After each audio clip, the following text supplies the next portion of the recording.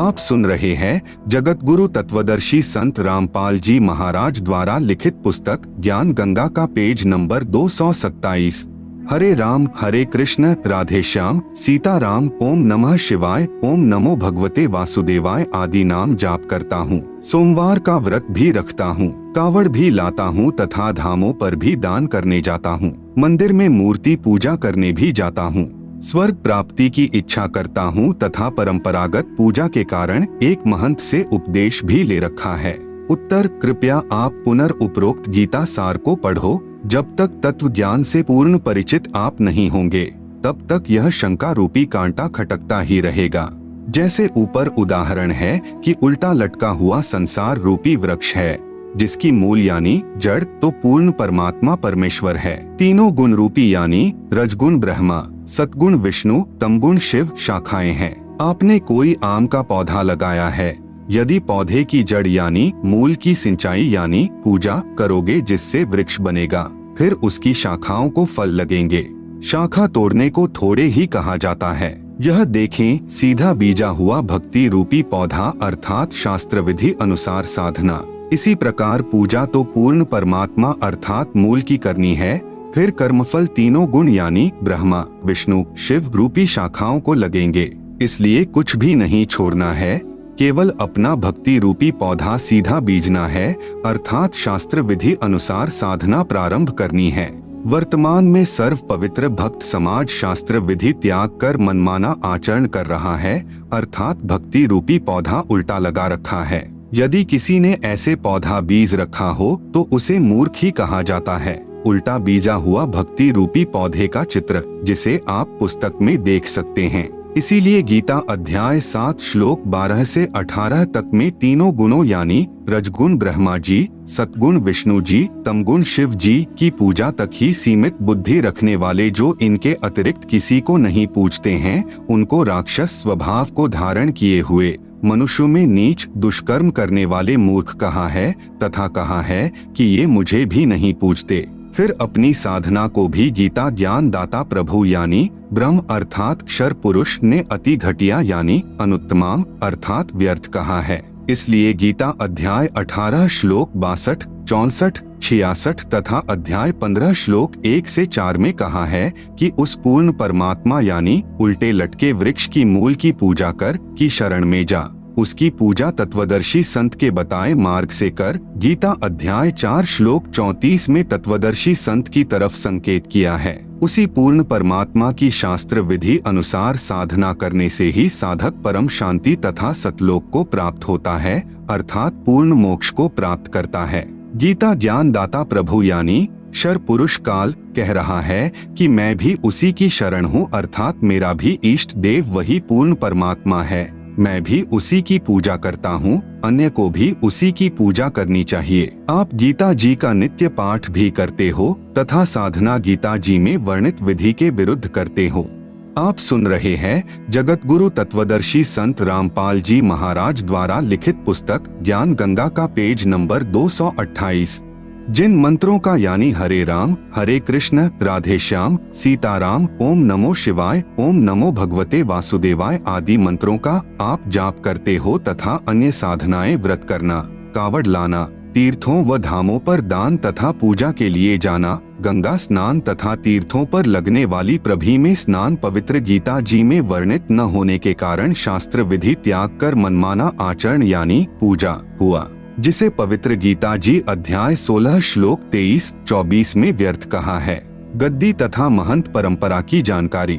महंत व गद्दी परंपरा की जानकारी। किसी एकांत स्थान पर या शहर व किसी गांव में कोई महान आत्मा संत या साधक रहा करता था। उसके शरीर त्यागने के पश्चात उसकी याद बनाए रखने के लिए उनके शरीर के अंतिम संस्कार स्थल पर एक पत्थर या ईंटों की यादगार बना दी जाती है। फिर उस पवित्र आत्मा के अनुयायी या वंशज उसकी पत्थर की मूर्ति रख लेते हैं। कुछ समय उपरांत श्रद्धालु जाते हैं, कुछ धन दान करने लग जाते हैं, उसे मंदिर का रूप दे देते हैं तथा उस संत व ऋषि के वंशजों को धन उपार्जन का लालच हो जाता है। वे बहकाना प्रारंभ करते हैं कि जो यहाँ दर्शन करने आता है उसको पूर्ण मोक्ष प्राप्त होता है, सर्व लाभ मिलते हैं जो इसी महापुरुष के जीवन काल में शिष्यों को मिलते थे। यह मूर्ति साक्षात उसी संत जी को ही जानो, जो यहाँ नहीं आएगा उसका मोक्ष संभव नहीं, आदि आदि। उन नादानों को कोई पूछे कि जैसे कोई वैद्य था, वह नाड़ी देखकर दवाई देता था, रोगी स्वस्थ हो जाता था। उस वैद्य की मृत्यु के पश्चात उसकी मूर्ति बनाकर स्थापित करके कोई लालची कहे कि यह मूर्ति उसी वैद्य वाला कार्य करती है, जो इसके दर्शन करने आएगा वह पूर्ण स्वस्थ हो जाएगा, या स्वयं नकली वैद्य बनकर कोई बैठ जाए कि मैं भी दवाई देता हूँ, परंतु सर्व उपचार औषधि के ग्रंथ के विपरीत दे रहा है, वह धोखा दे रहा है, क्योंकि केवल धन उपार्जन उसका उद्देश्य है। किसी भी संत या प्रभु की मूर्ति आदरणीय यादगार तो है, परंतु पूजनीय नहीं है। ऐसे ही किसी संत या प्रभु की मूर्ति बनाकर उसकी आड़ में कोई पुजारी व महंत कहे कि मैं भी नाम देता हूँ, वह महानुभाव सर्व साधना उसी पवित्र शास्त्र के विपरीत दे रहा है, जो उस महान संत ने अपने अनुभव का लिखा है। तो वह नकली संत व महंत स्वयं भी दोषी है तथा अनुयायियों का भी जीवन व्यर्थ करने का भार अपने शीश पर ले रहा है। संत तो एक समय में एक ही आता है, उसके मार्ग में करोड़ों नकली संत, महंत तथा आचार्य बाधक बनते हैं। किसी संत जी के शरीर त्यागने के बाद संत या महंत परंपरा प्रारंभ होती है। पूर्व संत के स्थान की रक्षार्थ एक प्रबंधक चुना जाता है, जिसे महंत कहा जाता है। वह केवल उस पवित्र यादगार की देखभाल करने के लिए ही नियुक्त किया जाता है। आप सुन रहे हैं जगत गुरु तत्वदर्शी संत रामपाल जी महाराज द्वारा लिखित पुस्तक ज्ञान गंगा का पेज नंबर 229। फिर लालचवश वह स्वयं ही गुरु बन बैठता है तथा भक्ति चाहने वाली प्यारी आत्माएं उस पर आधारित होकर अपना जीवन व्यर्थ कर जाती हैं। महंत परंपरा का नियम बना रखा है कि पूर्व महंत का प्रथम पुत्र महंत पद का अधिकारी होगा, चाहे वह शराबी हो, चाहे वह अज्ञानी हो। यह भक्ति मार्ग है, इसमें केवल पूर्ण संत ही जीव उद्धार कर सकता है। दास ने 2-3 महंत परंपरा की पुस्तक पढ़ी, उनमें जो देखा निम्न है। नंबर 1-2 वर्ष का बच्चा गद्दी पर बैठा दिया, फिर वह बड़ा होकर नाम दान करने लग गया। दूसरी पुस्तक में पढ़ा कि एक 5 वर्ष के बच्चे का पिताजी जो महंत जी था अचानक मृत्यु को प्राप्त हो गया। बाद में संगत ने तथा उसकी माताजी ने उस 5 वर्षीय बच्चे को महंत पद पर नियुक्त कर दिया। कुछ वर्ष पर्यंत वह गुरु जी बन गया।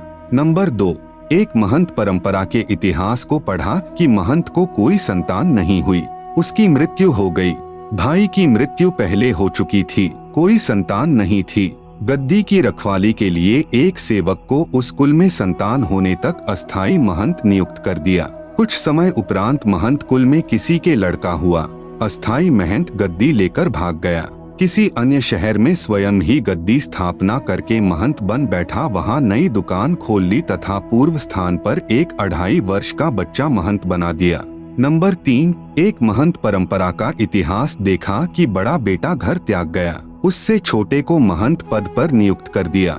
कुछ समय पर्यंत वहां मंदिर बन गया तथा अधिक चढ़ावा यानी भेंट पूजा का धन आने लगा। उस बड़े वाले की संतान ने कहा कि इस मंदिर पर हमारा अधिकार है, इस कारण झगड़ा प्रारंभ हुआ। गद्दी पर विराजमान महंत जी की हत्या कर दी गई। फिर उसका बड़ा बेटा महंत अर्थात गद्दी का अधिकारी नियुक्त कर दिया, उसकी भी हत्या कर दी गई। फिर उसका दूसरा भाई गद्दी पर बैठाया गया। दूसरे जो अपने को अधिकारी बताते थे, उन्होंने नया स्थान बनाकर नई दुकान खोल ली। एक दूसरे पर मुकदमे करके सुखमय जीवन को लालच में नरक बना लिया। वह धाम कहाँ रहा, वह तो कुरुक्षेत्र वाला महाभारत के युद्ध का मैदान हो गया। कुछ महंतों ने संत बनाने की एजेंसी ले रखी है, लाल वस्त्र धारण करवाते हैं, पूर्व नाम को बदलकर अन्य नाम रख देते हैं। फिर वह बनावटी महंत का बनावटी शिष्य नकली संत बनकर भोली आत्माओं के जीवन के साथ खिलवाड़ करता है तथा अनमोल मनुष्य जीवन को स्वयं भी व्यर्थ कर रहा है तथा भोली आत्माओं के जीवन को भी नाश कर रहा है तथा महापाप का भागी बन रहा है। जिस समय राजा परीक्षित जी को सर्प ने डसना था, उस समय पूर्ण गुरु की आवश्यकता पड़ी, क्योंकि पूर्ण संत बिना जीव का कल्याण असंभव है। उस समय पृथ्वी के सर्व ऋषियों ने राजा परीक्षित को दीक्षा देने तथा 7 दिन श्रीमद्भागवत सुधा सागर की कथा सुनाने से मना कर दिया, क्योंकि 7वें दिन पोल खुलनी थी, इसी कारण से कोई सामने नहीं आया। आप सुन रहे हैं जगत गुरु तत्वदर्शी संत रामपाल जी महाराज द्वारा लिखित पुस्तक ज्ञान गंगा का पेज नंबर 230। स्वयं श्रीमद्भागवत सुधा सागर के लेखक महर्षि वेदव्यास जी ने भी असमर्थता व्यक्त की, क्योंकि वे ऋषिजन प्रभु से डरने वाले थे, इसलिए भी राजा परीक्षित के जीवन से खिलवाड़ करना उचित नहीं समझा। राजा परीक्षित जी के कल्याण के लिए महर्षि सुखदेव जी को स्वर्ग से बुलाया गया, जिसने राजा को दीक्षा दी तथा 7 दिन तक कथा सुनाकर राजा परीक्षित जी का जितना उद्धार ऋषि सुखदेव जी कर सकते थे किया। वर्तमान के गुरु, संत, महंत तथा आचार्य स्वयं ही प्रभु के संविधान से अपरिचित हैं, इसलिए भयंकर दोष के पात्र बनकर दोषी हो रहे हैं। औरो पंथ बता भी स्वयं न जाने रा, अनधिकारी कथा पाठ करे व दीक्षा देवे बहुत करत गुना। वर्तमान में कथा व ग्रंथों का पाठ करने वालों व नाम दान करने वालों की बाढ़ सी आई हुई है, क्योंकि सर्व पवित्र धर्मों की पवित्रात्माएं तत्व ज्ञान से अपरिचित हैं, जिस कारण नकली गुरुओं व संतों तथा महंतों का दाव लगा हुआ है। जिस समय पवित्र भक्त समाज आध्यात्मिक तत्व ज्ञान से परिचित हो जाएगा, उस समय इन नकली संतों, गुरुओं व आचार्यों को छुपने का स्थान नहीं मिलेगा, पलायन करके पीछा छुड़वाना पड़ेगा। पवित्र तीर्थ तथा धाम की जानकारी। किसी साधक ऋषि जी ने किसी स्थान या जलाशय पर बैठकर साधना की या अपनी आध्यात्मिक शक्ति का प्रदर्शन किया। वह अपनी भक्ति कमाई करके साथ ले गया तथा अपने इष्ट लोक को प्राप्त हुआ। उस साधना स्थल का बाद में तीर्थ या धाम नाम पड़ा। अब कोई उस स्थान को देखने जाए कि यहाँ कोई साधक रहा करता था, उसने बहुतों का कल्याण किया। अब न तो वहाँ संत जी है जो उपदेश दे, वह तो अपनी कमाई करके चला गया। विचार करें, कृपया तीर्थ व धाम को हमाम दस्ता जाने। 1.5 फुट का लोहे का गोल पात्र लगभग 9 इंच परिधि का उखल जैसा होता है तथा 1.5 फुट लंबा तथा 2 इंच परिधि का गोल लोहे का डंडा सा मूसल जैसा होता है, जो सामग्री व दवाइयाँ आदि कूटने के काम आता है। उसे हमाम दस्ता कहते हैं। एक व्यक्ति अपने पड़ोसी का हमाम दस्ता मांग कर लाया। उसने हवन की सामग्री कूटी तथा मांज धोकर लौटा दिया। जिस कमरे में हमाम दस्ता रखा था, उस कमरे में सुगंध आने लगी। घर के सदस्यों ने देखा कि यह सुगंध कहाँ से आ रही है, तो पता चला कि हमाम दस्ते से आ रही है। वे समझ गए कि पड़ोसी ले गया था, उसने कोई सुगंध युक्त वस्तु कूटी होगी। कुछ दिन बाद वह सुगंध भी आनी बंद हो गई। इसी प्रकार तीर्थ व धाम को एक हमाम दस्ता जानो। जैसे सामग्री कूटने वाले ने अपनी सर्व वस्तु पोंछ कर रख ली, खाली हमाम दस्ता लौटा दिया। आप सुन रहे हैं जगत गुरु तत्वदर्शी संत रामपाल जी महाराज द्वारा लिखित पुस्तक ज्ञान गंगा का पेज नंबर 231। अब कोई उस हमाम दस्ते को सूंघकर ही कृत्यार्थ माने तो नादानी है, उसको भी सामग्री लानी पड़ेगी, तब पूर्ण लाभ होगा। ठीक इसी प्रकार किसी धाम व तीर्थ पर रहने वाला पवित्र आत्मा तो राम नाम की सामग्री कूटकर झाड़ पहुँचकर अपनी सर्व कमाई को साथ ले गया। बाद में अनजान श्रद्धालु उस स्थान पर जाने मात्र से कल्याण समझें तो उनके मार्गदर्शकों यानी गुरुओं की शास्त्र विधि रहित बताई साधना का ही परिणाम है। उस महान आत्मा संत की तरह प्रभु साधना करने से ही कल्याण संभव है। उसके लिए तत्वदर्शी संत की खोज करके उससे उपदेश लेकर आजीवन भक्ति करके मोक्ष प्राप्त करना चाहिए। शास्त्र विधि अनुकूल सत साधना मुझ दास के पास उपलब्ध है, कृपया निशुल्क प्राप्त करें। श्री अमरनाथ धाम की स्थापना कैसे हुई? भगवान शंकर जी ने पार्वती जी को एकांत स्थान पर उपदेश दिया था, जिस कारण से माता पार्वती जी इतनी मुक्त हो गई कि जब तक प्रभु शिव जी तमोगुण की मृत्यु नहीं होगी, तब तक उमा जी की भी मृत्यु नहीं होगी। 7 ब्रह्मा जी रजोगुण की मृत्यु के उपरांत भगवान विष्णु सतोगुण की मृत्यु होगी। 7 विष्णु जी की मृत्यु के पश्चात शिव जी की मृत्यु होगी। तब माता पार्वती जी भी मृत्यु को प्राप्त होगी, पूर्ण मोक्ष नहीं हुआ। फिर भी जितना लाभ पार्वती जी को हुआ वह भी अधिकारी से उपदेश मंत्र लेकर हुआ। बाद में श्रद्धालुओं ने उस स्थान की याद बनाए रखने के लिए उसको सुरक्षित रखा तथा दर्शक जाने लगे। जैसे यह दास यानी संत रामपाल स्थान स्थान पर जाकर सत्संग करता है, वहाँ पर खीर व हलवा भी बनाया जाता है। जो भक्तात्मा उपदेश प्राप्त कर लेता है उसका कल्याण हो जाता है।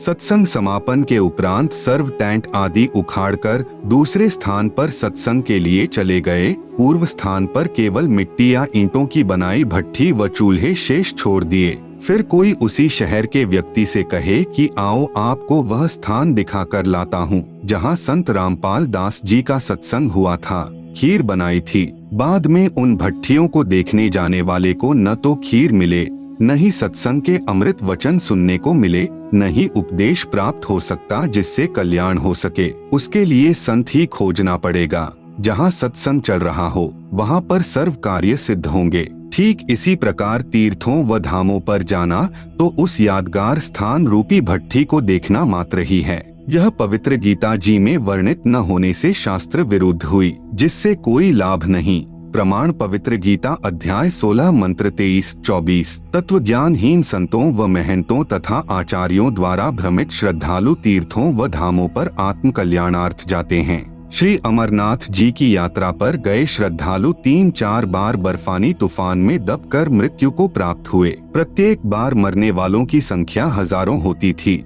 आप सुन रहे हैं जगत गुरु तत्वदर्शी संत रामपाल जी महाराज द्वारा लिखित पुस्तक ज्ञान गंगा का पेज नंबर 232। विचारणीय विषय है कि यदि श्री अमरनाथ जी के दर्शन व पूजा लाभदायक होती तो क्या भगवान शिव उन श्रद्धालुओं की रक्षा नहीं करते? अर्थात प्रभु शिव जी भी शास्त्र विरुद्ध साधना से अप्रसन्न हैं। वैष्णो देवी के मंदिर की स्थापना कैसे हुई? जब सती जी यानी उमा देवी अपने पिता राजा दक्ष के हवन कुंड में छलांग लगाने से जलकर मृत्यु को प्राप्त हुई। भगवान शिव जी उसकी अस्थियों के कंकाल को मोहवश सती जी यानी पार्वती जी जानकर 10,000 वर्ष तक कंधे पर लिए पागलों की तरह घूमते रहे। भगवान विष्णु जी ने सुदर्शन चक्र से सती जी के कंकाल को छिन्न भिन्न कर दिया। जहां धड़ गिरा वहां पर उसको जमीन में गाड़ दिया गया। इस धार्मिक घटना की याद बनाए रखने के लिए उसके ऊपर एक मंदिर जैसी यादगार बना दी कि कहीं आने वाले समय में कोई यह न कह दे कि पुराण में गलत लिखा है। उस मंदिर में एक स्त्री का चित्र रख दिया, उसे वैष्णो देवी कहने लगे। उसकी देख रेख व श्रद्धालु दर्शकों को उस स्थान की कहानी बताने के लिए एक नेक व्यक्ति नियुक्त किया गया। उसको अन्य धार्मिक व्यक्ति कुछ वेतन देते थे। बाद में उसके वंशजों ने उस पर भेंट यानी दान लेना प्रारंभ कर दिया तथा कहने लगे कि एक व्यक्ति का व्यापार ठप हो गया था। माता के 100 रुपए संकल्प किए, एक नारियल चढ़ाया, वह बहुत धनवान हो गया। एक निसंतान दंपति था, उसने माता के 200 रुपए, एक साड़ी, एक सोने का गले का हार चढ़ाने का संकल्प किया। उसको पुत्र प्राप्त हो गया। इस प्रकार भोली आत्माएं इन दंत कथाओं पर आधारित होकर अपनी पवित्र गीता जी तथा पवित्र वेदों को भूल गए, जिसमें वह सर्व साधनाएं शास्त्र विधि रहित लिखी हैं, जिसके कारण न कोई सुख होता है, न कोई कार्य सिद्ध होता है, न ही परम गति अर्थात मुक्ति होती है। प्रमाण पवित्र गीता अध्याय 16 मंत्र 23-24। इसी प्रकार जहाँ देवी की आंखें गिरी वहाँ नैना देवी का मंदिर व जहाँ जिह्वा गिरी वहाँ श्री ज्वाला जी के मंदिर तथा जहाँ धड़ गिरा वहाँ वैष्णो देवी के मंदिर की स्थापना हुई। पुरी में श्री जगन्नाथ जी का मंदिर अर्थात धाम कैसे बना? उड़ीसा प्रांत में एक इंद्रदमन नाम का राजा था। वह भगवान श्री कृष्ण जी का अनन्य भक्त था। एक रात्रि को श्री कृष्ण जी ने राजा को स्वप्न में दर्शन देकर कहा कि जगन्नाथ नाम से मेरा एक मंदिर बनवा दे। श्री कृष्ण जी ने यह भी कहा था कि इस मंदिर में मूर्ति पूजा नहीं करनी है, केवल एक संत छोड़ना है जो दर्शकों को पवित्र गीता अनुसार ज्ञान प्रचार करे। समुद्र तट पर वह स्थान भी दिखाया जहाँ मंदिर बनाना था। सुबह उठकर राजा इंद्रदमन ने अपनी पत्नी को बताया कि आज रात्रि को भगवान श्री कृष्ण जी दिखाई दिए, मंदिर बनवाने के लिए कहा है। आप सुन रहे हैं जगत गुरु तत्वदर्शी संत रामपाल जी महाराज द्वारा लिखित पुस्तक ज्ञान गंगा का पेज नंबर 233। रानी ने कहा, शुभ कार्य में देरी क्या, सर्व संपत्ति उन्हीं की दी हुई है, उन्हीं को समर्पित करने में क्या सोचना है। राजा ने उस स्थान पर मंदिर बनवा दिया जो श्री कृष्ण जी ने स्वप्न में समुद्र के किनारे पर दिखाया था। मंदिर बनने के बाद समुद्री तूफान उठा, मंदिर को तोड़ दिया, निशान भी नहीं बचा कि यहाँ मंदिर था। ऐसे राजा ने 5 बार मंदिर बनवाया, 5 बार समुद्र ने तोड़ दिया। राजा ने निराश होकर मंदिर न बनवाने का निर्णय ले लिया। यह सोचा कि न जाने समुद्र मेरे से कौन से जन्म का प्रतिशोध ले रहा है। कोष रिक्त हो गया, मंदिर बना नहीं। कुछ समय उपरांत पूर्ण परमेश्वर यानी कबीरदेव ज्योति निरंजन यानी काल को दिए वचन अनुसार राजा इंद्रदमन के पास आए तथा राजा से कहा, आप मंदिर बनवाओ, अब के समुद्र मंदिर यानी महल नहीं तोड़ेगा। राजा ने कहा, संत जी मुझे विश्वास नहीं है, मैं भगवान श्री कृष्ण यानी विष्णु जी के आदेश से मंदिर बनवा रहा हूँ। श्री कृष्ण जी समुद्र को नहीं रोक पा रहे हैं। 5 बार मंदिर बनवा चुका हूँ, यह सोचकर कि कहीं भगवान मेरी परीक्षा ले रहे हों, परंतु अब तो परीक्षा देने योग्य भी नहीं रहा हूँ क्योंकि कोष भी रिक्त हो गया है। अब मंदिर बनवाना मेरे वश की बात नहीं। परमेश्वर ने कहा, इंद्रदमन जिस परमेश्वर ने सर्व ब्रह्मांडों की रचना की है वही सर्व कार्य करने में सक्षम है, अन्य प्रभु नहीं। मैं उस परमेश्वर की वचन शक्ति प्राप्त हूँ। मैं समुद्र को रोक सकता हूँ यानी अपने आप को छुपाते हुए सत कह रहे थे। राजा ने कहा कि संत जी मैं नहीं मान सकता कि श्री कृष्ण जी से भी कोई प्रबल शक्ति युक्त प्रभु है। जब वे ही समुद्र को नहीं रोक सके तो आप कौन से खेत की मूली हो। मुझे विश्वास नहीं होता तथा न ही मेरी वित्तीय स्थिति मंदिर यानी महल बनवाने की है। संत रूप में आए कबीरदेव यानी कबीर परमेश्वर ने कहा, राजन यदि मंदिर बनवाने का मन बने तो मेरे पास आ जाना, मैं अमुक स्थान पर रहता हूँ, अब के समुद्र मंदिर को नहीं तोड़ेगा। यह कहकर प्रभु चले आए। उसी रात्रि में प्रभु श्री कृष्ण जी ने फिर राजा इंद्रदमन को दर्शन दिए तथा कहा, इंद्रदमन एक बार फिर महल बनवा दे। जो तेरे पास संत आया था उससे संपर्क करके सहायता की याचना कर ले। वह ऐसा वैसा संत नहीं है, उसकी भक्ति शक्ति का कोई वार पार नहीं है। राजा इंद्रदमन नींद से जागा, स्वप्न का पूरा वृतांत अपनी रानी को बताया। रानी ने कहा, प्रभु कह रहे हैं तो आप मत चुको, प्रभु का महल फिर बनवा दो।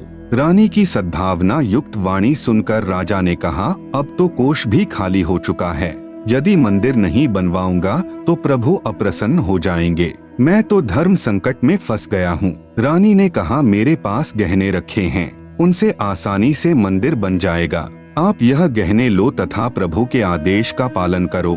यह कहते हुए रानी ने सर्व गहने जो घर रखे थे तथा जो पहन रखे थे निकालकर प्रभु के निमित्त अपने पति के चरणों में समर्पित कर दिए।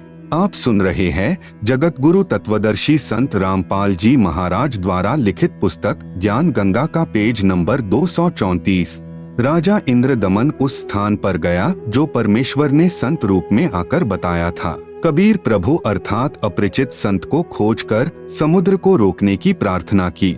प्रभु कबीर जी यानी कबीरदेव ने कहा कि जिस तरफ से समुद्र उठकर आता है वहां समुद्र के किनारे एक चौरा यानी चबूतरा बनवा दे, जिस पर बैठकर मैं प्रभु की भक्ति करूंगा तथा समुद्र को रोकूंगा। राजा ने एक बड़े पत्थर को कारीगरों से चबूतरा जैसा बनवाया। परमेश्वर कबीर उस पर बैठ गए। छठी बार मंदिर बनना प्रारंभ हुआ। उसी समय एक नाथ परंपरा के सिद्ध महात्मा आ गए। नाथ जी ने राजा से कहा, राजा बहुत अच्छा मंदिर बनवा रहे हो, इसमें मूर्ति भी स्थापित करनी चाहिए। मूर्ति बिना मंदिर कैसा, यह मेरा आदेश है। राजा इंद्रदमन ने हाथ जोड़कर कहा, नाथ जी प्रभु श्री कृष्ण जी ने मुझे स्वप्न में दर्शन देकर मंदिर बनवाने का आदेश दिया था तथा कहा था कि इस महल में न तो मूर्ति रखनी है न ही पाखंड पूजा करनी है। राजा की बात सुनकर नाथ ने कहा, स्वप्न भी कोई सत होता है, मेरे आदेश का पालन कीजिए तथा चंदन की लकड़ी की मूर्ति अवश्य स्थापित कीजिएगा। यह कहकर नाथ जी बिना जलपान ग्रहण किए उठ गए। राजा ने डर के मारे चंदन की लकड़ी मंगवाई तथा कारीगर को मूर्ति बनाने का आदेश दे दिया। एक मूर्ति श्री कृष्ण जी की स्थापित करने का आदेश श्रीनाथ जी का था। फिर अन्य गुरुओं संतों ने राजा को राय दी कि अकेले प्रभु कैसे रहेंगे, वे तो श्री बलराम को सदा साथ रखते थे। एक ने कहा, बहन सुभद्रा तो भगवान श्री कृष्ण जी की लाडली बहन थी, वह कैसे अपने भाई बिना रह सकती है। 3 मूर्तियां बनवाने का निर्णय लिया गया। 3 कारीगर नियुक्त किए। मूर्तियां तैयार होते ही टुकड़े टुकड़े हो गई। ऐसे 3 बार मूर्तियां खंड हो गई। राजा बहुत चिंतित हुआ, सोचा मेरे भाग्य में यह यश व पुण्य कर्म नहीं है। मंदिर बनता है वह टूट जाता है, अब मूर्तियां टूट रही हैं। नाथ जी रुष्ट होकर गए हैं। यदि कहूंगा कि मूर्तियां टूट जाती हैं, तो सोचेगा कि राजा बहाना बना रहा है, कहीं मुझे श्राप न दे दे।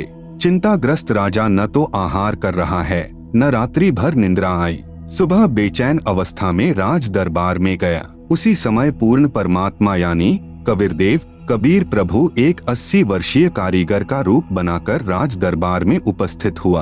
कमर पर एक थैला लटकाए हुए था, जिसमें आरी बाहर स्पष्ट दिखाई दे रही थी, मानो बिना बताए कारीगर का परिचय दे रही थी, तथा अन्य बसोला व बर्मा आदि थैले में भरे थे। कारीगर वेश में प्रभु ने राजा से कहा, मैंने सुना है कि प्रभु के मंदिर के लिए मूर्तियां पूर्ण नहीं हो रही हैं।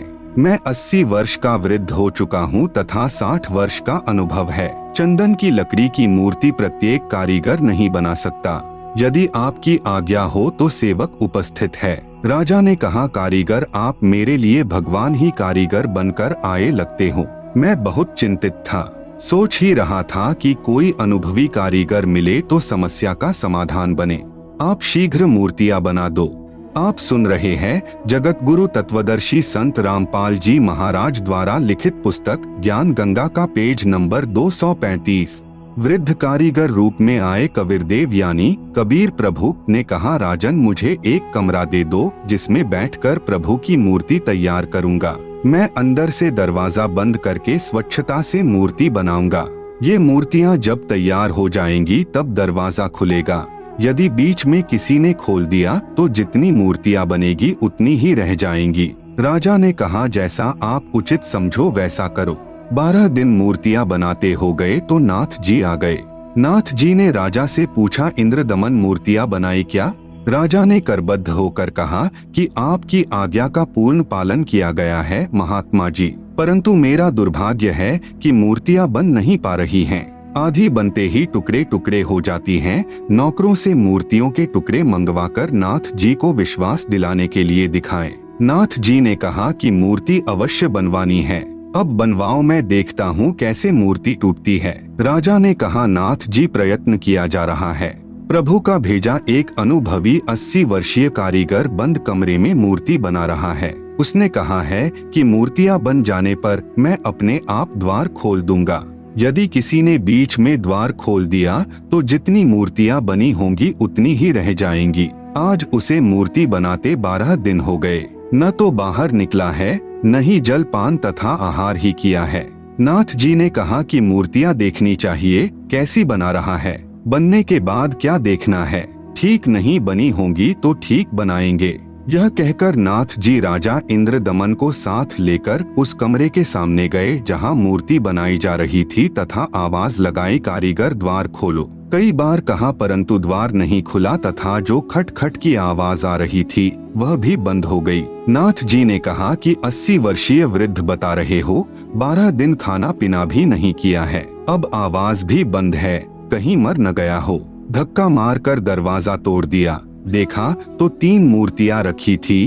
तीनों के हाथ के व पैरों के पंजे नहीं बने थे। कारीगर अंतर ध्यान था। मंदिर बनकर तैयार हो गया और चारा न देखकर अपने हठ पर अडिग नाथ जी ने कहा, ऐसी ही मूर्तियों को स्थापित कर दो, हो सकता है प्रभु को यही स्वीकार हो। लगता है श्री कृष्ण ही स्वयं मूर्तियां बनाकर गए हैं। मुख्य पांडे ने शुभ मुहूर्त निकालकर अगले दिन ही मूर्तियों की स्थापना कर दी। सर्व पांडे तथा मुख्य पांडा व राजा तथा सैनिक व श्रद्धालु मूर्तियों में प्राण स्थापना करने के लिए चल पड़े। पूर्ण परमेश्वर यानी कबीरदेव एक शूद्र का रूप धारण करके मंदिर के मुख्य द्वार के मध्य में मंदिर की ओर मुख करके खड़े हो गए। ऐसी लीला कर रहे थे मानो उनको ज्ञान ही न हो कि पीछे से प्रभु की प्राण स्थापना की सेना आ रही है। आगे आगे मुख्य पांडा चल रहा था। परमेश्वर फिर भी द्वार के मध्य में ही खड़े रहे। निकट आकर मुख्य पांडे ने शूद्र रूप में खड़े परमेश्वर को ऐसा धक्का मारा कि दूर जाकर गिरे तथा एकांत स्थान पर शूद्र लीला करते हुए बैठ गए। राजा सहित सर्व श्रद्धालुओं ने मंदिर के अंदर जाकर देखा तो सर्व मूर्तियां उसी द्वार पर खड़े शूद्र रूप परमेश्वर का रूप धारण किए हुए थी। आप सुन रहे हैं जगत गुरु तत्वदर्शी संत रामपाल जी महाराज द्वारा लिखित पुस्तक ज्ञान गंगा का पेज नंबर 236। इस कौतुक को देखकर उपस्थित व्यक्ति अचंभित हो गए। मुख्य पांडा कहने लगा, प्रभु क्षुब्ध हो गया है क्योंकि मुख्य द्वार को उस शूद्र ने अशुद्ध कर दिया है, इसलिए सर्व मूर्तियों ने शूद्र रूप धारण कर लिया है। बड़ा अनिष्ट हो गया है। कुछ समय उपरांत मूर्तियों का वास्तविक रूप हो गया। गंगा जल से कई बार स्वच्छ करके प्राण स्थापना की गई। कबीरदेव ने कहा, अज्ञानता व पाखंडवाद की चरम सीमा देखें। कारीगर मूर्ति का भगवान बनाता है, फिर पुजारी या अन्य संत उस मूर्ति रूपी प्रभु में प्राण डालता है, अर्थात प्रभु को जीवन दान देता है। तब वह मिट्टी या लकड़ी का प्रभु कार्य सिद्ध करता है। वाह रे पाखंडियों, खूब मूर्ख बनाया प्रभु प्रेमी आत्माओं को। मूर्ति स्थापना हो जाने के कुछ दिन पश्चात लगभग 40 फुट ऊंचा समुद्र का जल उठा, जिसे समुद्री तूफान कहते हैं, तथा बहुत वेग से मंदिर की ओर चला। सामने कबीर परमेश्वर चौरा यानी चबूतरे पर बैठे थे। अपना एक हाथ उठाया जैसे आशीर्वाद देते हैं। समुद्र उठा का उठा रह गया तथा पर्वत की तरह खड़ा रहा, आगे नहीं बढ़ सका। विप्र रूप बनाकर समुद्र आया तथा चबूतरे पर बैठे प्रभु से कहा कि भगवान, आप मुझे रास्ता दे दो, मैं मंदिर तोड़ने जाऊंगा।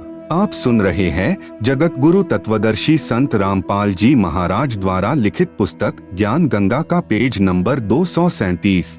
प्रभु ने कहा कि यह मंदिर नहीं है, यह तो महल यानी आश्रम है। इसमें विद्वान पुरुष रहा करेगा तथा पवित्र गीता जी का ज्ञान दिया करेगा। आपका इसको विध्वंस करना शोभा नहीं देता। समुद्र ने कहा कि मैं इसे अवश्य तोड़ूंगा। प्रभु ने कहा कि जाओ, कौन रोकता है। समुद्र ने कहा कि मैं विवश हो गया हूँ, आपकी शक्ति अपार है, मुझे रास्ता दे दो प्रभु। परमेश्वर कबीर साहेब जी ने पूछा कि आप ऐसा क्यों कर रहे हो। विप्र रूप में उपस्थित समुद्र ने कहा कि जब यह श्री कृष्ण जी त्रेतायुग में श्री रामचंद्र रूप में आया था, तब इसने मुझे अग्नि बाण दिखाकर बुरा भला कहकर अपमानित करके रास्ता मांगा था। मैं वह प्रतिशोध लेने जा रहा हूँ। परमेश्वर कबीर जी ने कहा कि प्रतिशोध तो आप पहले ही ले चुके हो, आपने द्वारिका को डुबो रखा है। समुद्र ने कहा कि अभी पूर्ण नहीं डुबा पाया हूँ, आधी रहती है। वह भी कोई प्रबल शक्ति युक्त संत सामने आ गया था, जिस कारण से मैं द्वारिका को पूर्ण रूपेण नहीं समा पाया। अब भी कोशिश करता हूँ तो उधर नहीं जा पा रहा हूँ, उधर से मुझे बांध रखा है। तब परमेश्वर कबीर यानी कबीरदेव ने कहा, वहाँ भी मैं ही पहुँचा था, मैंने ही वह अवशेष बचाया था। अब जा शेष बची द्वारिका को भी निगल ले, परंतु उस यादगार को छोड़ देना जहाँ श्री कृष्ण जी के शरीर का अंतिम संस्कार किया गया था। श्री कृष्ण जी के अंतिम संस्कार स्थल पर बहुत बड़ा मंदिर बना दिया गया। यह यादगार प्रमाण बना रहेगा कि वास्तव में श्री कृष्ण जी की मृत्यु हुई थी तथा पंच भौतिक शरीर छोड़ गए थे। नहीं तो आने वाले समय में कहेंगे कि श्री कृष्ण जी की तो मृत्यु ही नहीं हुई थी। आज्ञा प्राप्त कर शेष द्वारिका को भी समुद्र ने डुबो लिया। परमेश्वर कबीर जी यानी कबीरदेव ने कहा, अब आप आगे से कभी भी इस जगन्नाथ मंदिर को तोड़ने का प्रयत्न नहीं करना तथा इस महल से दूर चला जा। ऐसी आज्ञा प्रभु की मानकर प्रणाम करके मंदिर से दूर लगभग 1.5 किलोमीटर हट गया। ऐसे श्री जगन्नाथ जी का मंदिर अर्थात धाम स्थापित हुआ। श्री जगन्नाथ के मंदिर में छुआछात प्रारंभ से ही नहीं है। कुछ दिन पश्चात जिस पांडे ने प्रभु कबीर जी को शूद्र रूप में धक्का मारा था, उसको कुष्ठ रोग हो गया। सर्व औषधि करने पर भी स्वस्थ नहीं हुआ। कुष्ठ रोग का कष्ट अधिक से अधिक बढ़ता ही चला गया। सर्व उपासनाएं भी की, श्री जगन्नाथ जी से रो रो कर संकट निवारण के लिए प्रार्थना की, परंतु सर्व निष्फल रही। स्वप्न में श्री कृष्ण जी ने दर्शन दिए तथा कहा, पांडे, उस संत के चरण धोकर चरणामृत पान कर जिसको तूने मंदिर के मुख्य द्वार पर धक्का मारा था, तब उसके आशीर्वाद से तेरा कुष्ठ रोग ठीक हो सकता है। यदि उसने तुझे हृदय से क्षमा किया तो, अन्यथा नहीं। मरता क्या नहीं करता। वह मुख्य पांडा सवेरे उठा, कई सहयोगी पांडों को साथ लेकर उस स्थान पर गया जहां पर प्रभु कबीर शूद्र रूप में विराजमान थे। आप सुन रहे हैं जगत गुरु तत्वदर्शी संत रामपाल जी महाराज द्वारा लिखित पुस्तक ज्ञान गंगा का पेज नंबर 238। जो ही पांडा प्रभु के निकट आया तो परमेश्वर उठकर चल पड़े तथा कहा, हे पांडा, मैं तो अछूत हूँ, मेरे से दूर रहना, कहीं आप अपवित्र न हो जाएं। पांडा निकट पहुँचा परमेश्वर और आगे चल पड़े। तब पांडा फूट फूट कर रोने लगा तथा कहा, परवरदिगार, मेरा दोष क्षमा कर दो। तब दयालु प्रभु रुक गए। पांडे ने आदर के साथ एक स्वच्छ वस्त्र जमीन पर बिछाकर प्रभु को बैठने की प्रार्थना की। प्रभु उस वस्त्र पर बैठ गए। तब उस पांडे ने स्वयं चरण धोए तथा चरणामृत को पात्र में वापस डाल लिया। प्रभु कबीर जी ने कहा, पांडे 40 दिन तक इसे पीना भी तथा स्नान करने वाले जल में कुछ डालकर स्नान करते रहना। 40वें दिन तेरा कुष्ठ रोग समाप्त होगा।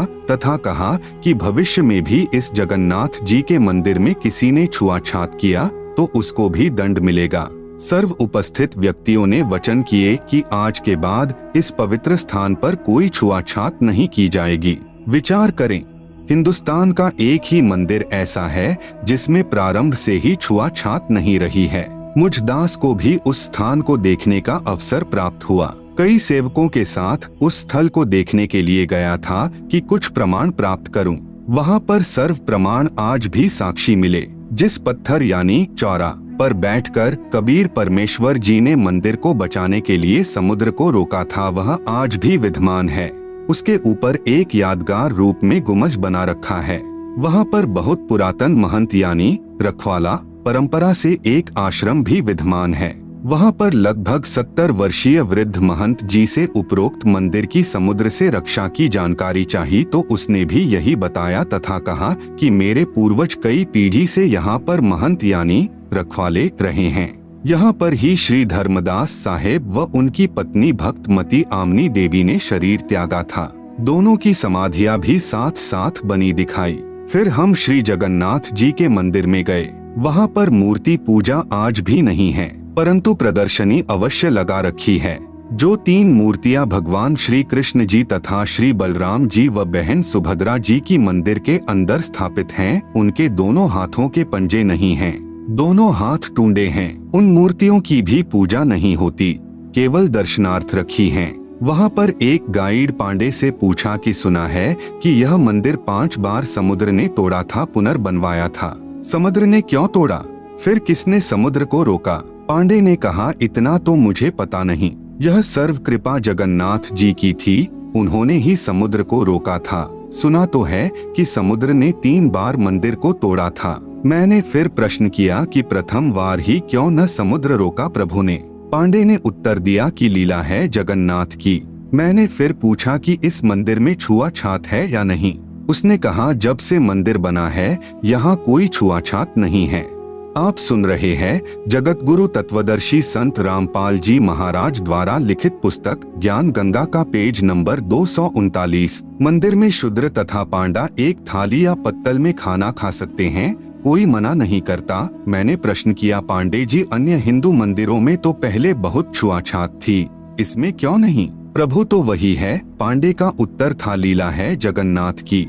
अब पुण्यात्माएं विचार करें कि सत को कितना दबाया गया है एक लीला जगन्नाथ की कहकर। पवित्र यादगारें आदरणीय हैं, परंतु आत्म कल्याण तो केवल पवित्र गीता जी व पवित्र वेदों में वर्णित तथा परमेश्वर कबीर जी द्वारा दिए तत्व ज्ञान के अनुसार भक्ति साधना करने मात्र से ही संभव है, अन्यथा शास्त्र विरुद्ध होने से मानव जीवन व्यर्थ हो जाएगा। प्रमाण गीता अध्याय 16 मंत्र 23-24। श्री जगन्नाथ के मंदिर में प्रभु के आदेशानुसार पवित्र गीता जी के ज्ञान की महिमा का गुणगान होना ही श्रेयकर है, तथा जैसा श्रीमद् भगवत गीता जी में भक्ति विधि है, उसी प्रकार साधना करने मात्र से ही आत्म कल्याण संभव है, अन्यथा जगन्नाथ जी के दर्शन मात्र या खिचड़ी प्रसाद खाने मात्र से कोई लाभ नहीं, क्योंकि यह क्रिया श्री गीता जी में वर्णित न होने से शास्त्र विरुद्ध हुई, जो अध्याय 16 मंत्र 23-24 में प्रमाण है। स्वर्ग की परिभाषा है। उदाहरणार्थ स्वर्ग को एक होटल यानी रेस्टोरेंट जानो। जैसे कोई धनी व्यक्ति गर्मियों के मौसम में शिमला या कुल्लू मनाली जैसे शहरों में ठंडे स्थानों पर जाता है, वहाँ किसी होटल में ठहरता है जिसमें कमरे का किराया तथा खाने का खर्चा अदा करना होता है। 2 या 3 महीने में 20 या 30 हजार रुपए खर्च करके वापस अपने कर्म क्षेत्र में आना होता है। फिर 10 महीने मजदूरी मेहनत करो, फिर 2 महीने अपनी ही कमाई खर्च कर वापस आओ। यदि किसी वर्ष कमाई अच्छी नहीं हुई तो उस 2 महीने के सुख को भी तरसो। ठीक इसी प्रकार स्वर्ग जानो। इस पृथ्वी लोक पर साधना करके कुछ समय स्वर्ग रूपी होटल में चला जाता है, फिर अपनी पुण्य कमाई खर्च करके वापस नरक तथा 84 लाख प्राणियों के शरीर में कष्ट पाप कर्म के आधार पर भोगना पड़ता है। जब तक तत्वदर्शी संत नहीं मिलेगा तब तक उपरोक्त जन्म मृत्यु तथा स्वर्ग नरक व 84 लाख योनियों का कष्ट बना ही रहेगा, क्योंकि केवल पूर्ण परमात्मा का सतनाम तथा सारनाम ही पापों को नाश करता है। अन्य प्रभुओं की पूजा से पाप नष्ट नहीं होते। सर्व कर्मों का ज्यों का त्यों यानी यथावत फल ही मिलता है। इसीलिए गीता अध्याय 8 श्लोक 16 में कहा है कि ब्रह्मलोक यानी महास्वर्ग तक सर्वलोक नाशवान हैं। जब स्वर्ग महास्वर्ग ही नहीं रहेंगे तब साधक का कहाँ ठिकाना होगा? कृपया विचार करें। आप सुन रहे हैं जगत गुरु तत्वदर्शी संत रामपाल जी महाराज द्वारा लिखित पुस्तक ज्ञान गंगा का पेज नंबर 240। प्रश्न: क्या गीता जी का नित्य पाठ करने का कोई लाभ नहीं? जो दान करते हैं, जैसे कुत्ते को रोटी, भूखे को भोजन, चिटियों को आटा, तीर्थों पर भंडारा आदि करते हैं, क्या यह भी व्यर्थ है? उत्तर: धार्मिक सद्ग्रंथों के पठन पाठन से ज्ञान यज्ञ का फल मिलता है। यज्ञ का फल कुछ समय स्वर्ग या जिस उद्देश्य से किया उसका फल मिल जाता है, परंतु मोक्ष नहीं। नित्य पाठ करने का मुख्य कारण यह होता है कि सद्ग्रंथों में जो साधना करने का निर्देश है तथा जो न करने का निर्देश है उसकी याद ताजा रहे, कभी कोई गलती न हो जाए, जिससे हम वास्तविक उद्देश्य त्याग कर गफलत करके शास्त्र विधि त्याग कर मनमाना आचरण यानी पूजा न करने लग जाएं तथा मनुष्य जीवन के मुख्य उद्देश्य की याद बनी रहे कि मनुष्य जीवन का मूल उद्देश्य आत्म कल्याण ही है, जो शास्त्र अनुकूल साधना से ही संभव है। जैसे एक जमींदार को वृद्धावस्था में पुत्र की प्राप्ति हुई। किसान ने सोचा जब तक बच्चा जवान होगा, अपने खेती बाड़ी के कार्य को संभालने योग्य होगा, कहीं मेरी मृत्यु न हो जाए। इसलिए किसान ने अपना अनुभव लिखकर छोड़ दिया तथा अपने पुत्र से कहा कि पुत्र, जब तू जवान हो तब अपने खेती बाड़ी के कार्य को समझने के लिए इस मेरे अनुभव के लेख को प्रतिदिन पढ़ लेना तथा अपनी कृषि करना।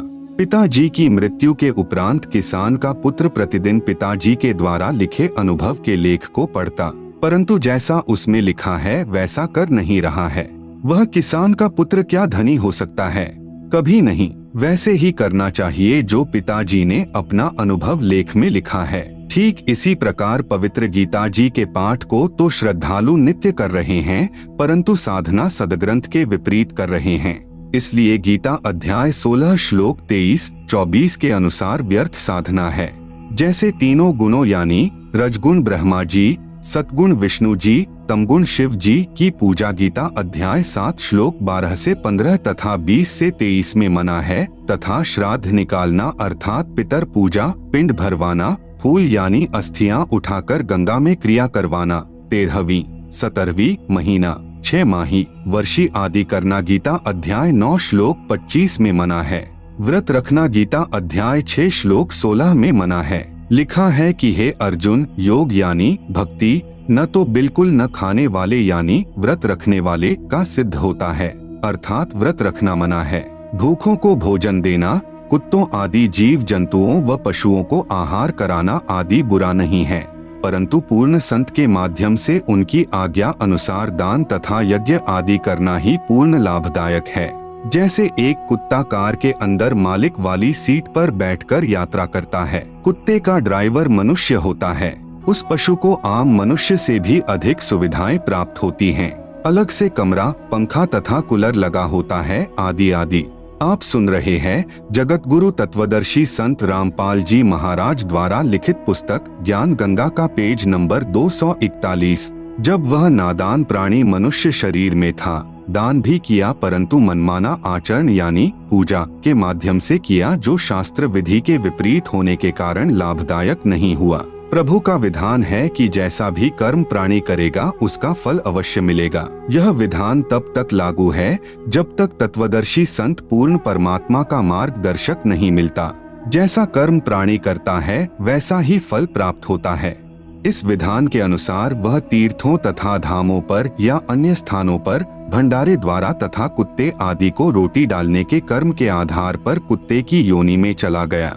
वहां पर भी किया कर्म मिला। कुत्ते के जीवन में अपनी पूर्व जन्म की शुभ कर्म की कमाई को समाप्त करके गधे की योनि में चला जाएगा। उस गधे के जीवन में सर्व सुविधाएं छीन ली जाएंगी। सारा दिन मिट्टी, कच्ची पक्की ईंटें ढोएगा, तत्पश्चात अन्य प्राणियों के शरीर में कष्ट उठाएगा तथा नरक भी भोगना पड़ेगा। 84 लाख योनियों का कष्ट भोग कर फिर मनुष्य शरीर प्राप्त करता है। फिर क्या जाने भक्ति बने या न बने। जैसे धाम तथा तीर्थ पर जाने वाले के पैरों नीचे या जिस सवारी द्वारा जाता है उसके पहियों के नीचे जितने भी जीव जंतु मरते हैं उनका पाप भी तीर्थ व धाम यात्री को भोगना पड़ता है। जब तक पूर्ण संत जो पूर्ण परमात्मा की सत साधना बताने वाला नहीं मिले तब तक पाप नाश यानी क्षमा नहीं हो सकते, क्योंकि ब्रह्मा, विष्णु, महेश, ब्रह्म यानी क्षर पुरुष काल तथा परब्रह्म यानी अक्षर पुरुष की साधना से पाप नाश यानी क्षमा नहीं होते। पाप तथा पुण्य दोनों का फल भोगना पड़ता है।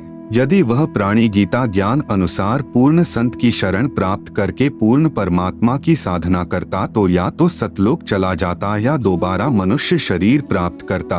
पूर्व पुण्यों के आधार से फिर कोई संत मिल जाता है, वह प्राणी फिर शुभ कर्म करके पार हो जाता है।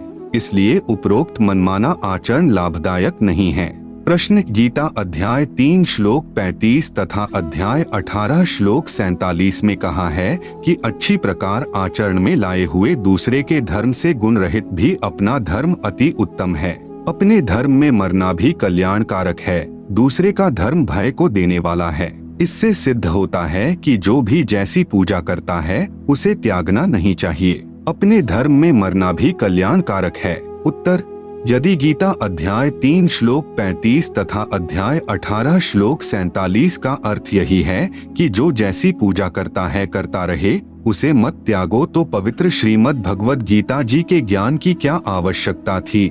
एक श्लोक बहुत था। श्री गीता जी के इन श्लोकों का भावार्थ सही है, परंतु अनुवादकर्ताओं ने विपरीतार्थ किया है।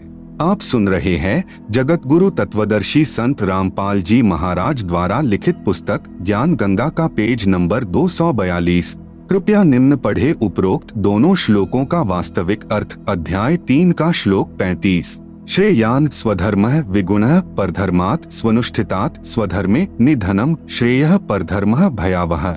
अनुवाद: विगुणः यानी गुण रहित अर्थात शास्त्र विधि त्याग कर, स्वनुष्ठितात यानी स्वयं मनमाना अच्छी प्रकार आचरण में लाए हुए, परधर्मात् यानी दूसरों की धार्मिक पूजा से, स्वधर्मः यानी अपनी शास्त्र विधि अनुसार पूजा, श्रेयान यानी अति उत्तम है, शास्त्रानुकूल, स्वधर्मे यानी अपनी पूजा में तो, निधनम यानी मरना भी, श्रेयः यानी कल्याणकारक है, और परधर्मः यानी दूसरे की पूजा, भयावह यानी भय को देने वाली है। अध्याय 18 का श्लोक 47। श्रेयान स्वधर्मः विगुणः परधर्मात् स्वनुष्ठितात् स्वभावनेतम कर्म कुर्वन् न आपनोति किल्बिषम्।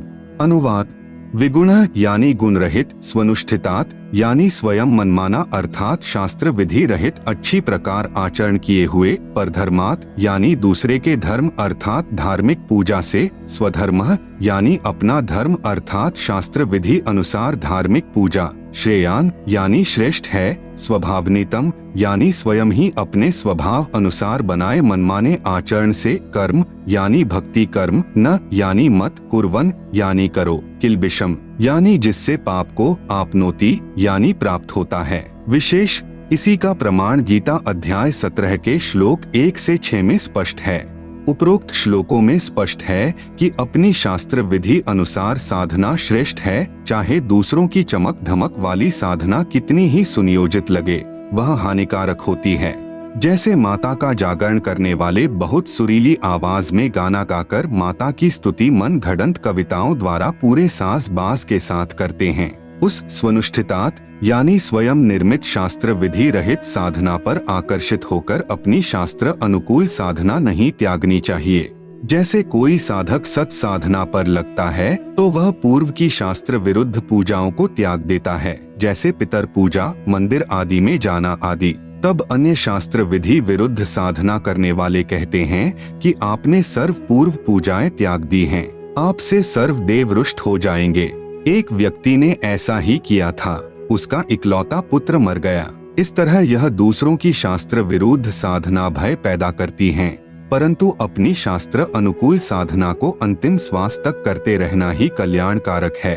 प्रश्न, मैं गीता अध्याय 6 श्लोक 10 से 15 में वर्णित विधि अनुसार एक आसन पर बैठकर सिर आदि अंगों को सम करके ध्यान करता हूँ, एकादशी का व्रत भी रखता हूँ, इस प्रकार शांति को प्राप्त हो जाऊंगा। उत्तर, कृपया आप गीता अध्याय 6 श्लोक 16 को भी पढ़े, जिसमें लिखा है कि हे अर्जुन, यह योग यानी साधना न तो अधिक खाने वाले का, न बिल्कुल न खाने यानी व्रत रखने वाले का सिद्ध होता है, न अधिक जागने वाले का, न अधिक क्षण करने यानी सोने वाले का सिद्ध होता है, न ही एक स्थान पर बैठकर साधना करने वाले का सिद्ध होता है। आप सुन रहे हैं जगत गुरु तत्वदर्शी संत रामपाल जी महाराज द्वारा लिखित पुस्तक ज्ञान गंगा का पेज नंबर 243।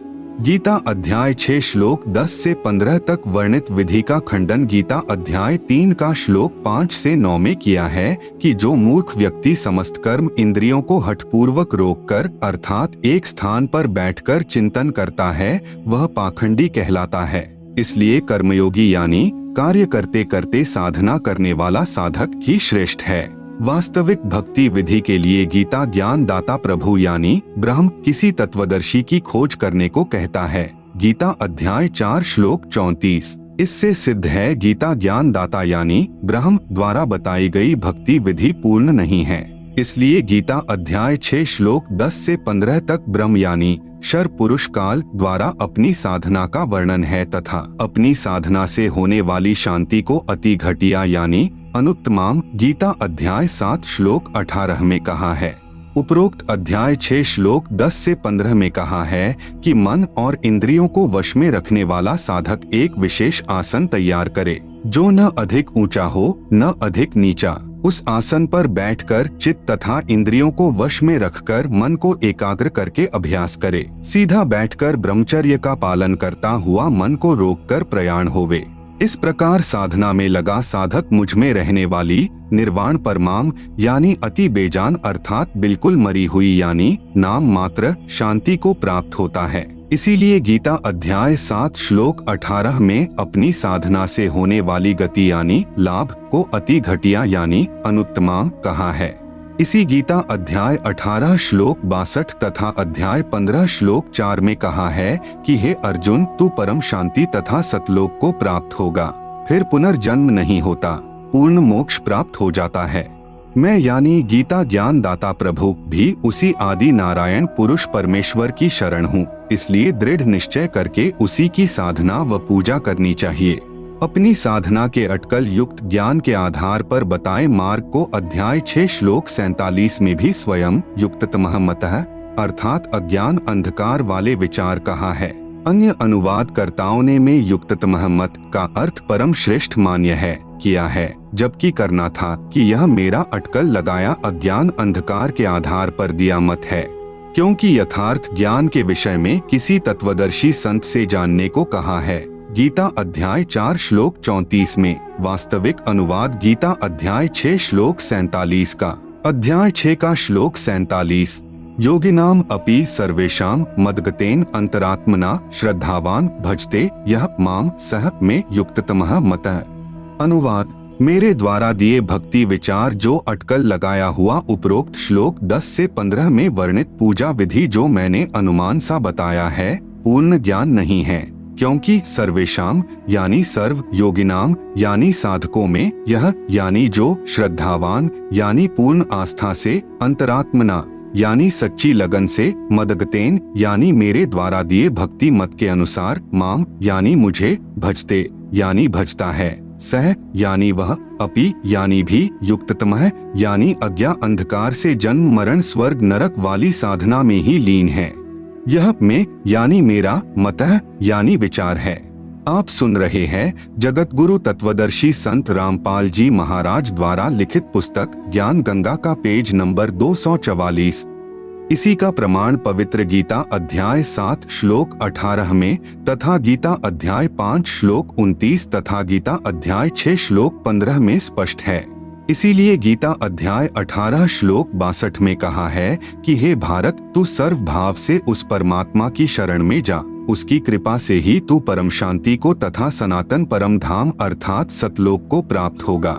गीता अध्याय 15 श्लोक 4 में कहा है कि जब तुझे गीता अध्याय 4 श्लोक 34 में वर्णित तत्वदर्शी संत मिल जाएं, उसके पश्चात उस परमपद परमेश्वर को भली भांति खोजना चाहिए, जिसमें गए हुए साधक फिर लौटकर इस संसार में नहीं आते, अर्थात जन्म मृत्यु से सदा के लिए मुक्त हो जाते हैं। जिस परमेश्वर ने संसार रूपी वृक्ष की रचना की है, मैं भी उसी आदि पुरुष परमेश्वर की शरण में हूँ, उसी की भक्ति करनी चाहिए। गीता अध्याय 3 श्लोक 5 से 9 में भी गीता अध्याय 6 श्लोक 10 से 15 के ज्ञान को गलत सिद्ध किया है। अर्जुन ने पूछा, प्रभु मन को रोकना बहुत कठिन है। भगवान ने उत्तर दिया, अर्जुन मन को रोकना तो वायु को रोकने के समान है। फिर यह भी कहा है कि निसंदेह कोई भी व्यक्ति किसी भी समय क्षण मात्र भी कर्म किए बिना नहीं रहता।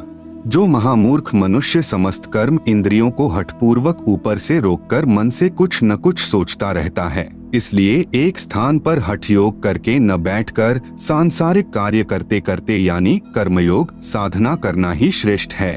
कर्म न करने अर्थात हठ योग से एक स्थान पर बैठकर साधना करने की अपेक्षा कर्म करते करते साधना श्रेष्ठ है। एक स्थान पर बैठकर साधना यानी अकर्मणा करने से तेरा जीवन निर्वाह कैसे होगा। शास्त्र विधि त्याग कर साधना यानी हठ योग एक आसन पर बैठकर करने से कर्म बंधन का कारण है। दूसरा, जो शास्त्र अनुकूल कर्म करते करते साधना करना ही श्रेष्ठ है। इसलिए सांसारिक कार्य करता हुआ साधना कर। गीता अध्याय 8 श्लोक 7 में कहा है कि युद्ध भी कर, मेरा स्मरण भी कर, इस प्रकार मुझे ही प्राप्त होगा। गीता अध्याय 7 श्लोक 18 में तथा अध्याय 18 श्लोक 62 में कहा है कि परंतु मेरी साधना से होने वाली गति यानी लाभ अति घटिया यानी अनुत्तमाम है। इसलिए उस परमेश्वर की शरण में जा, जिसकी कृपा से तू परम शांति तथा शाश्वतम स्थानम यानी सतलोक को प्राप्त होगा। उस परमेश्वर की भक्ति विधि तथा पूर्ण ज्ञान यानी तत्व ज्ञान किसी तत्वदर्शी संत की खोज करके उससे पूछ, मैं यानी गीता ज्ञान दाता ब्रह्मक्षर पुरुष भी नहीं जानता। प्रश्न, गीता अध्याय 15 श्लोक 18 में कहा है कि मैं लोक में वेद में पुरुषोत्तम नाम से प्रसिद्ध हूँ। इससे तो यही सिद्ध हुआ कि गीता ज्ञान दाता प्रभु ही सर्वशक्तिमान है तथा गीता अध्याय 12 पूर्ण ही गीता ज्ञान दाता की ही महिमा कह रहा है। उत्तर, गीता जी में गीता ज्ञान दाता प्रभु अपनी साधना तथा समर्थता भी कह रहा है तथा साथ साथ उस पूर्ण परमात्मा की महिमा भी कह रहा है तथा उस परमेश्वर की साधना के लिए तत्वदर्शी संत की ओर संकेत भी कर रहा है। गीता अध्याय 12 पूरा ब्रह्म यानी क्षर पुरुष यानी काल की महिमा से परिपूर्ण है तथा गीता अध्याय 13 सारा उस पूर्ण परमात्मा अर्थात आदि पुरुष परमेश्वर की महिमा से परिपूर्ण है।